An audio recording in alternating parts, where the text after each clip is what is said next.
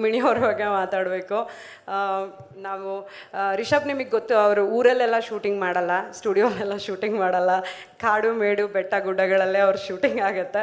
So ಅಲ್ಲಿ ಎಲ್ಲ ಕಡೆನೂ ಪಾಪ ರುಕ್ಮಿಣಿ ಅವರು ಆ ಸಾರಿ ಆ ಜ್ಯುವೆಲ್ರಿ ಎಲ್ಲ ಇಟ್ಕೊಂಡು ತುಂಬ ಪೇಷನ್ಸಿಂದ ತುಂಬ ಚೆನ್ನಾಗಿ ಆ್ಯಕ್ಟಿಂಗ್ ಮಾಡಿದ್ದಾರೆ, ತುಂಬ ಚೆನ್ನಾಗಿ ಕಾಣಿಸ್ತಾ ಇದ್ದಾರೆ. Thank you ರುಕ್ಸ್.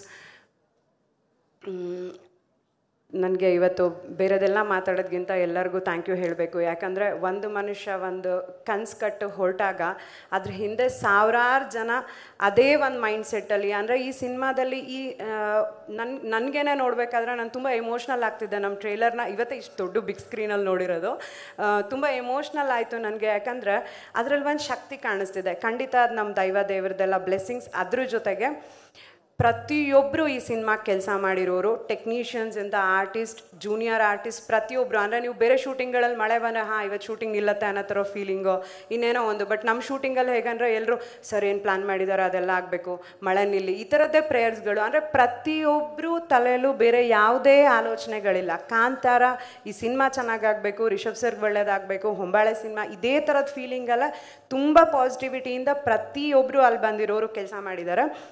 ಆ ಪಾಸಿಟಿವಿಟಿನ ಇವತ್ತು ಒಂದು ಶಕ್ತಿಯಾಗಿ ನೀವು ಸ್ಕ್ರೀನಲ್ಲಿ ನೋಡೋ ಎಲ್ಲ ಕಂಟೆಂಟಲ್ಲಿ ಅದೇನು ಕಾಣಿಸ್ತಿದೆ ಅದು ಅದೇ ಶಕ್ತಿ ಅಂತ ಅಂದ್ಕೊಳ್ತೀನಿ. ಸೊ ಅದಕ್ಕೋಸ್ಕರ ನಾನು ತುಂಬ ಜನ ಇರೋದ್ರಿಂದ ನೇಮ್ ಮಾಡೋದಕ್ಕಾಗ್ತಿಲ್ಲ.